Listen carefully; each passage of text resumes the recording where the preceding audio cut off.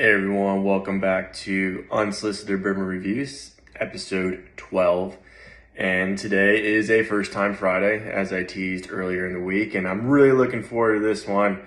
In all honesty, I'm pretty surprised that I was even able to wait this long since getting this bourbon. But for today, we'll be reviewing Little Book, Chapter 3. So this is from the Jim Beam Distillery, from Master Distiller Freddie No. Some David random facts for you. So obviously Freddie No is he's the 8th generation Beam of the Jim Beam Distillery. They have Booker in honor of Booker No, who is his grandfather, but Little Book is a project that's dedicated to helping create very unique blends of whiskey. So this is the 3rd chapter. So this was released in 2019. And so right now they're on chapter 5. So I happened to come across this through my friend who runs the liquor store down the street from where I normally get all of my stuff. And he was nice enough. He said, "Hey man, I found this the other day, just sitting in one of the storage closets. Do you want it? You know, obviously it'll sell to you at retail price." I said, "Yeah, absolutely." So I'm super excited to do this. I mean, Booker's itself is delicious, but I never would have thought I would have gotten my hands on a bottle of Little Book, because it is really rare, and then obviously in the secondary market, it's like insanely expensive. I think I paid just over $100 for this, which is around the MSRP for it. But in the aftermarket, I think they go cheap, $700. Just absurd amount of money that I wouldn't pay for, something I'm going to drink. So let's get into it. But let's just talk about the packaging. This is so every Booker and Little Book comes in its own case. So it's like a fire extinguisher, break in case of you wanting something delicious. So in an emergency situation. So this is just cool, man. Like, this looks great on a shelf, maybe even a decoration in an office or a study. Again, it just screams, prestige, distinguish, and just cool conversation piece. But enough about that. So we'll go ahead and unpack it. Set this aside. Bottle here, really nice looking bottle. So this is 122 proof. Again, chapter 3, The Road Home. So each chapter has its own name. And this is a blend of 9-year Basil Hayden, 9-year Knob Creek. Again, another Knob Creek. We just recently did a Which One Wednesday featuring a Knob Creek. So that's great. 11-year Bookers and a 12-year Bakers. So again, it's a blend of 9, 11, and 12-year bourbons. 122 proof.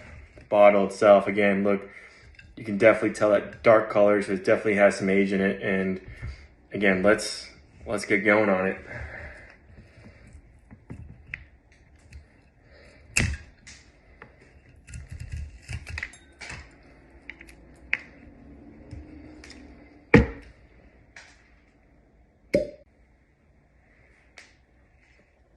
So let's give it a second to breathe. Let's clean up all this wax I just threw everywhere from opening this.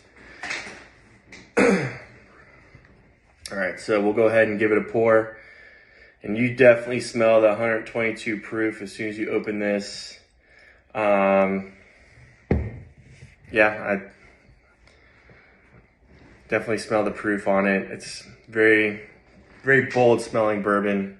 Again, this is very, very, very delicious smelling already. So again, I'm very excited, and hopefully lives up to the level of excitement to which I hyped up to be.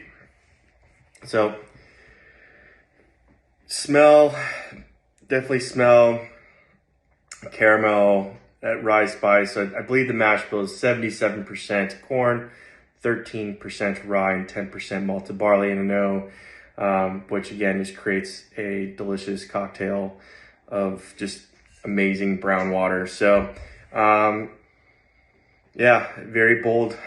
That rye spice, it doesn't really smell very sweet, but I'm very curious to see. But enough talking about it, enough smelling it. Let's go ahead and start tasting it.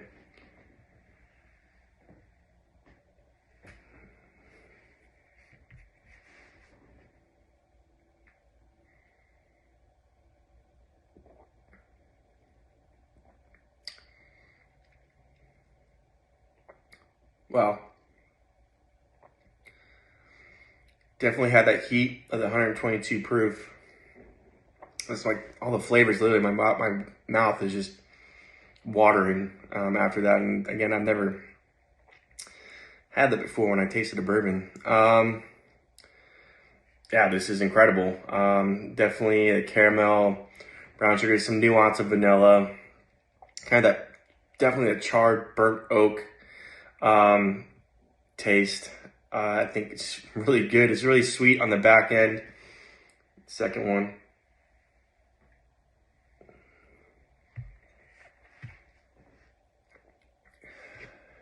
It's incredibly smooth. Caramel, a little bit sweeter. I guess every sip it gets a little sweeter. Yeah, this is incredible. This is definitely probably the best and one of the best bourbons I've ever had. To include Pappy, I think this is an amazing product, amazing bourbon. And I can't quite get my thumb on it. And again, it's a nice rice spice at the end. It's not too hot though, but again, that finish is really complements the overall flavor.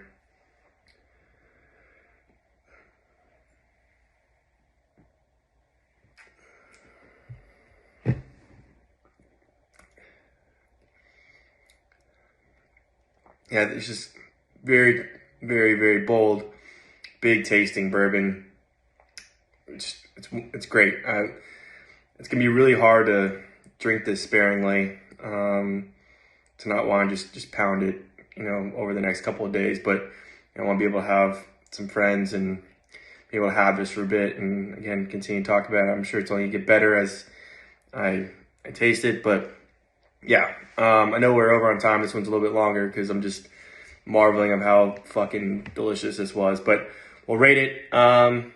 This is, I know I said nothing's perfect in the last one, but this is definitely a 10. I give it a fucking 10. Yeah, this is, would you mash it? Would you not mash? Yeah, I would mash. Would I pay more than what I paid for this, knowing how delicious this is? I wouldn't say much, just because I don't believe in paying crazy amounts for bourbon, but I would consider it. But if I could buy another bottle at the same price, it would be a no-brainer. But again, if you can come across a little book, chapter 3, I'm really curious to know what the 4 or 5 tastes like. But again, this is great. This is a really, really fun first time Friday. So I'm glad I got to share it with you guys. But yeah, so that'll do it for today, and we will probably get one more in over the weekend. But yep, appreciate it, and we'll talk soon.